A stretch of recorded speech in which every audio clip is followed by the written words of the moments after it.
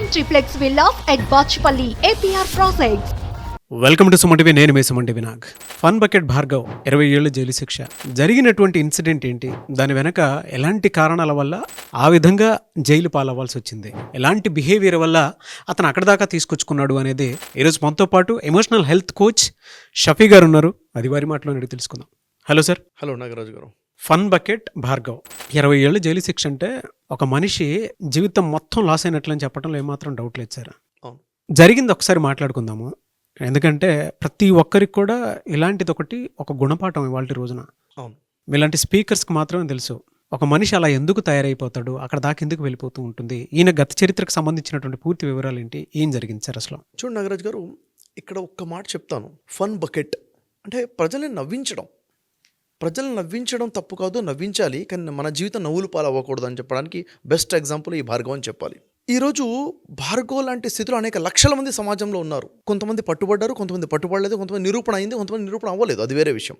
ఇది అందరికీ హెచ్చరిక అని చెప్తాను నేను. ఎందుకంటే తప్పు చేసే ప్రతి ఒక్కడు కూడా అప్రమత్తంగా మారాల్సినటువంటి సమయము, సందర్భం ఇది.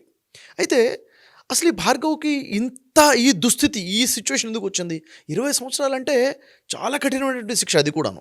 ఇంకా కెరీర్ ఏమైనా మిగిలిందంటే జీరో, ఇంకేం లేదు, కెరీర్ ఏం లేదు. ఇంకా 20 సంవత్సరాల తర్వాత ఇంకేం మిగిలి ఉంటుంది చెప్పండి? ఇంకా జీవితం ఏముందంటే ఇంకా కంప్లీట్గా శూన్యం అయిపోయింది. ఇంకేం లేదు, కెరీర్ అనేది ముగిసిపోయిందని చెప్పాలి. అసలు ఇంత స్థాయికి ఈ తప్పు ఎందుకు చేశాడు? ఎప్పుడు కూడా మనము ప్రాబ్లం ఉందంటే నాగరాజు గారు, ఆ ప్రాబ్లమ్ని చూడటం కాదు, దాని రూట్ కాజ్ చూడాలి. ఎక్కడి నుంచి ప్రాబ్లం మొదలైంది, ఎందుకు వచ్చింది, ఈ స్థాయికి తప్పు ఎందుకు చేయాల్సి వచ్చింది? ఇక్కడ చూసుకున్నట్లయితే మొదటి విషయం ఏంటిది? తన ఫ్యామిలీ బ్యాక్గ్రౌండ్ అయినా కానీ రిచ్ కిడ్ ఏం కాదు, హయ్యర్ మిడిల్ క్లాస్ కూడా కాదు. పూర్ వాచ్మెన్గా నాన్న ఉండడము, అమ్మ కూడా పని చేసుకుండడము, ఇద్దరు పని చేస్తుండడము, పూర్ పొజిషన్ నుంచి వచ్చారు. అంటే లైఫ్లో ఎదగాలని ఆలోచన ఉంది. కానీ స్కూలింగ్లో కూడా నెగ్లిజెన్సీగా ఉండడము, ఎడ్యుకేషన్లో ఫెయిల్ అయిపోవడము, అంటే సరైన ఒక కేరింగ్ లేకపోవడము, ఒక మిస్గైడ్ అవ్వడము. అక్కడ నుంచి ఏం చేయాలంటే ఏదో ఒకటి చేసి లైఫ్లో సెటిల్ అవ్వాలి. చూసారా, ఏదో ఒకటి చేసి లైఫ్లో సెటిల్ అవ్వాలని చాలా డేంజర్ థాట్ ఇది. ఏది చేయాలో క్లారిటీగా ఉండాలి, అయితే ఏది చేయకూడదో కూడా క్లారిటీ ఉండాలి. ఏదో ఒకటి చేయడం అంటే ఏమన్నా చేయొచ్చు అన్న ఆలోచన.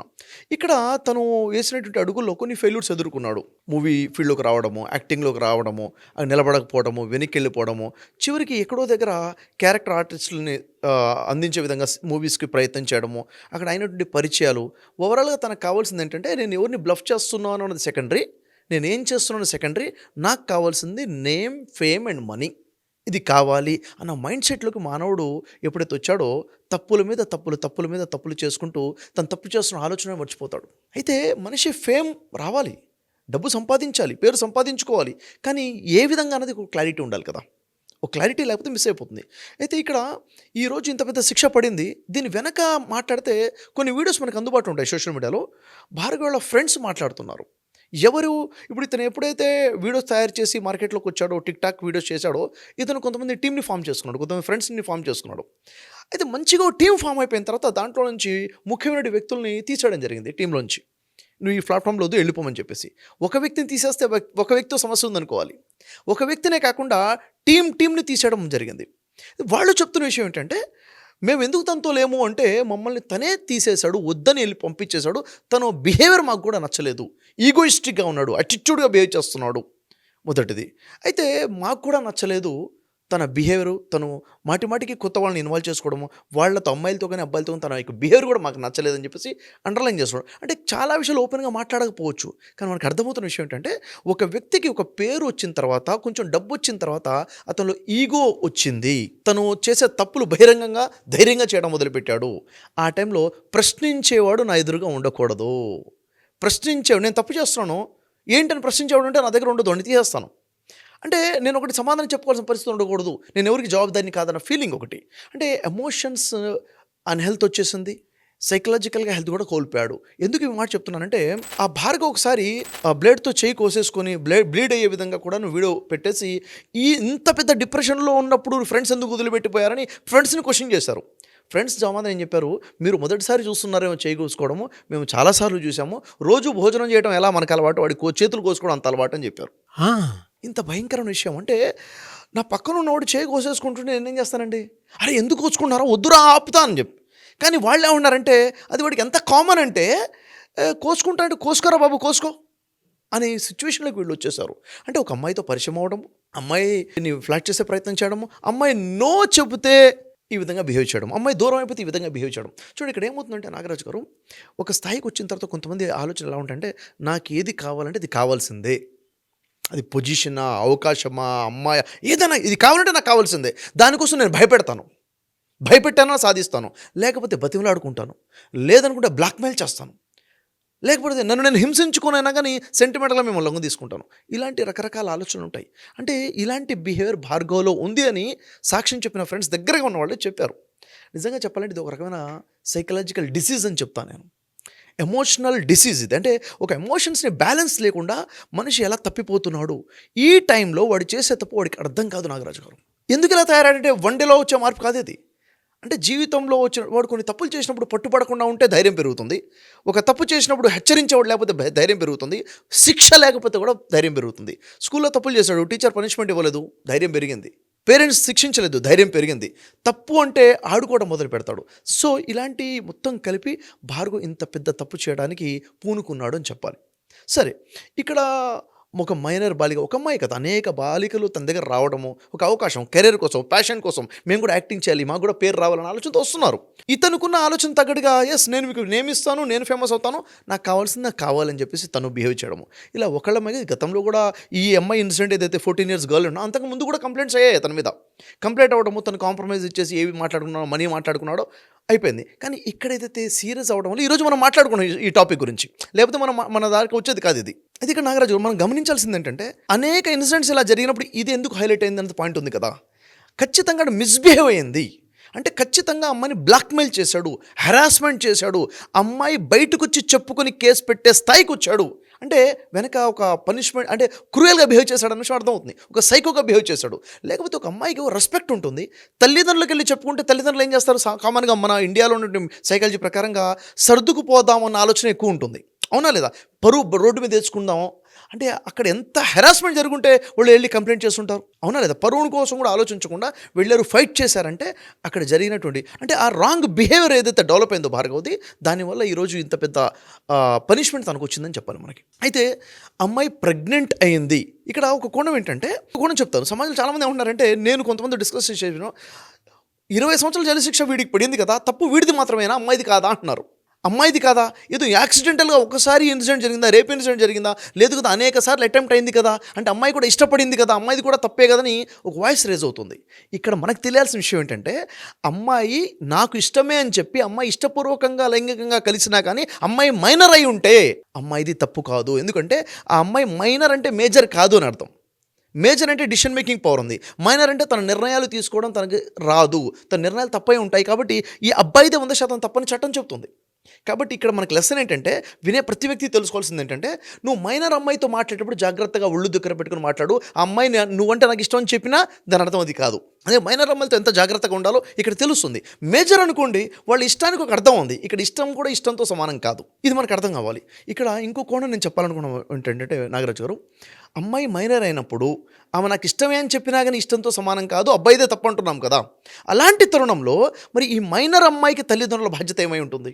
సరే, అమ్మాయికి ప్యాషన్గా ఉంది, ఏదో ఫీల్డ్లో ముందుకెళ్ళాలి, డెవలప్ అవ్వాలి, ఫేమస్ అవ్వాలనుకున్నప్పుడు తల్లిదండ్రులకు ఉన్న బాధ్యత, రెస్పాన్సిబిలిటీ ఏమైపోయింది? అమ్మాయి వైజాగ్లో అయినా, హైదరాబాద్లో అయినా, వేరు వేరు ప్రాంతాల అబ్బాయితో పాటు కలిసి తిరిగింది అంటే, తను ప్రొఫెషనల్గా జర్నీ స్టార్ట్ చేసింది 14 సంవత్సరాల అమ్మాయి, 10th క్లాస్ అమ్మాయి అంటే బాధ్యత ఉండాలి కదా తల్లిదండ్రులకి. ఖచ్చితంగా నా ఆలోచన ఏంటంటే, పేరెంట్స్ కూడా మిస్టేక్ ఉంది ఇక్కడ. అంటే వాళ్ళు తీసుకోవాల్సినటువంటి తగిన జాగ్రత్తలు అమ్మాయి రక్షణ గురించి తీసుకోలేదు కాబట్టి ఇంత పెద్ద పొరపాటు జరిగింది. అమ్మాయి రాంగ్ డిసిషన్ తీసుకుంది, అమ్మాయి రాంగ్ డిసిషన్ తీసుకునే అవకాశం ఉంది, మైనర్ కదా, అంత స్వేచ్ఛ ఇవ్వకూడదు కదా అనేది పేరెంట్స్ కూడా ఆలోచించారు. ఎందుకంటే ఈరోజు సమాజంలో చాలామంది పేరెంట్స్ గుడ్డిగా జీవితం గడుపుతున్నారు, పేరెంటింగ్ తెలియక ఇలాంటి తప్పులు చేస్తున్నారు. కాబట్టి ఈ విషయంలో అప్రమత్తంగా ఉండాలి. ఇది ఒక ఎగ్జాంపుల్ మన కోసము. సో ఇక్కడ భార్గవ విషయంలోకి వస్తే ఇంకో విషయం ఏంటంటే, ఎందుకు ఇంతగా తెగించాడంటే తప్పులు తడక ఇది. ఇంకా మనిషి ఇలాంటి తప్పు ఎందుకు చేస్తాడంటే భయం లేకని చెప్తాను నాగరాజు గారు. ఈరోజు భార్గవ్తో మాట్లాడితే జైలుకి వెళ్ళిన కొన్ని రోజుల తర్వాత తప్పు చేశాను రా బాబు, ఇలాంటి తప్పు ఇంకెవరూ చేయొద్దని తనే చెప్పడం మొదలు పెడతాడు. తనే ఇన్స్పిరేషన్గా మాట్లాడు 10 మందికి. ఎందుకు? అక్కడ ఉన్న భయం తెలిసింది. ఆ జైలు శిక్ష కాదు, కఠినమైన శిక్షలు అక్కడ. మరి జైల్లో శిక్షల్లో కూడా రకరకాల శిక్షలు ఉన్నాయి కదా. అక్కడ జైల్లో ఉండి కూడా పనులు చేసుకోవచ్చు, జైల్లో ఉండి కూడా పండగకి ఇంటికి వెళ్తానంటే, ఇంట్లో పెళ్ళి ఉందంటే ఇంటికి వెళ్తానంటే పంపించే పర్మిషన్ ఉండే శిక్షలు ఉన్నాయి, కఠిన శిక్షలు కూడా ఉన్నాయి. అక్కడ కఠినంగా శిక్షించే విధంగా ఉన్న శిక్ష ఉన్నాయి. కఠిన శిక్ష ఎప్పుడైతే విధించబడిందో నా కెరీర్ లేకుండా పోయింది. క్షణిక ఆనందం కోసం, చిన్న ఆనందం కోసం లైఫ్ మొత్తం లాస్ అయిపోయాను అన్న విషయం రియలైజేషన్ ఎప్పుడు వచ్చింది? చట్టం కళ్ళ ముందు కనబడ్డ తర్వాత. ఈరోజు చట్టం యొక్క అవగాహన ప్రజలకు రావాల్సిన అవసరం కూడా ఉంది నాగరాజు గారు. ఎందుకంటే నేను చేసేసా, నాకు తెలియదు ఇంత పెద్ద తప్పని. ఇదేంటంటే చట్టం యొక్క అవగాహన కల్పించాలి ఇలాంటి సిచ్యువేషన్స్లో. ఓవరాల్ ఏంటంటే మనిషి యొక్క ఎమోషనల్ హెల్త్ అనేది వెరీ ఇంపార్టెంట్. ఇప్పుడు నాకు ఒక కోరిక కలిగింది, దాన్ని కంట్రోల్ చేసుకోగలగాలి. ఎప్పుడు కంట్రోల్ చేసుకుంటాను? దీని పర్యవసానం ఏంటో చూడాలి. నేను ఇలా బిహేవ్ చేస్తే ఏమేమి అయ్యే అవకాశం ఉంటుంది? మనిషి తప్పెందుకు చేస్తాడంటే నాగరాజు గారు, ఒక తప్పు చేయాలని కమిట్ అయిపోయాడు. ఉదాహరణ భార్గవ్ ఇన్సిడెంట్లోనే, ఎవరు చూడరు కదా, ఎవరికీ తెలియదు కదా, అంతా నా కంట్రోల్లోనే ఉంది కదా, నేను చెప్పినట్టే జరుగుతుంది కదా అన్న ఒక ఓవర్ కాన్ఫిడెన్స్ వల్ల మనిషి నా కంట్రోల్లో ఎవ్రీథింగ్ ఉంది కాబట్టి నేను తప్పు చేసినా తప్పు కాదు, పట్టుబడరన్న భావనలో ముందు వెళ్తాం. ఏ స్థాయిలో ఉంటాం? మనం అంటాం, మన పెద్దవాళ్ళతో పాపం పండిందిరా అంటారు. ఒక తప్పు చేస్తూ హద్దు దాటితే పాపం పండిందంటే ఖచ్చితంగా బయటపడిపోతుంది.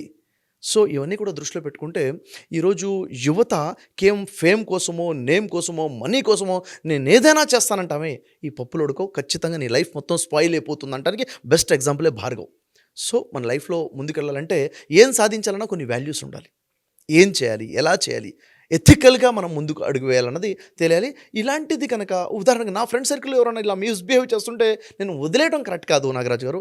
అలాంటి వ్యక్తికి ఒక కౌన్సిలింగ్ అవసరం విషయం నేను ఫ్రెండ్గా గమనించి అతన్ని బిహేవియరింగ్ కరెక్షన్ చేయాలి. ఇది భార్గవ్ ఫ్రెండ్స్ ఉన్నారు, భార్గవ్ ఫ్రెండ్స్ గమనించారు, వీడి బిహేవియర్ బాగాలేదు, చేతులు కోసుకుంటున్నాడు అన్నప్పుడు ఫ్రెండ్స్ వదిలేశారు వాడిని. నువ్వు వెళ్ళిపోమన్నాడు, వాడి బిహేవియర్ మార్పు వచ్చింది. కానీ అప్పుడు యాజ్ ఎ ఫ్రెండ్గా రెస్పాన్సిబిలిటీ ఏంటంటే తను హెల్తీగా లేడు, మానసికంగా అనారోగ్యంగా ఉన్నాడు, తనకి హెల్ప్ అవసరం ఉంది.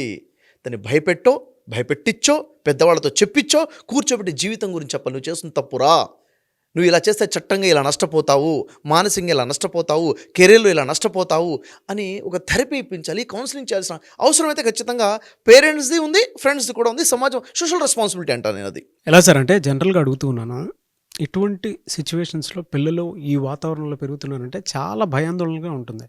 అవును, అటువంటి వాళ్ళకి పర్సనల్గా మీ దగ్గర ఆన్లైన్ కోర్సెస్ ఏమైనా ఉన్నాయా? ఉన్నాయి నాగరాజు గారు. ఇప్పుడు విషయం ఏంటంటే ఓవరాల్గా ఇక్కడ ఒక పాయింట్ చెప్తాను. ఒక మనిషి గ్రోత్ అవ్వాలంటే ఏం కావాలంటారు? నాలెడ్జ్ కావాలి, లేక స్కిల్స్ కావాలంటారు. నేనంటాను కాదు, నాలెడ్జ్ స్కిల్స్ కాదు, లైఫ్ స్కిల్స్ కావాలంటాను నేను. అంటే మనిషి యొక్క బిహేవియర్ కావాలి. ఈ లైఫ్ స్కిల్స్ని డిజైన్ చేస్తేనే మనిషిని డిజైన్ చేయొచ్చు. అందుకే లైఫ్ స్కిల్స్ గురించి మన దగ్గర అద్భుతమైన ఆన్లైన్ కోర్సెస్ ఉన్నాయి నాగరాజు గారు. దీనికి ఏంటంటే 12 hours ఒక వర్క్షాప్ డిజైన్ చేశాను. ఎందుకంటే పేరెంట్స్ చెప్పని చాలా విషయాలు, స్కూల్లో టీచర్స్ చెప్పినట్టు అనేక విషయాలు ఉన్నాయి, పిల్లల జీవితానికి తెలియాల్సినటువంటి వాటి మీద డిజైన్ చేశాము.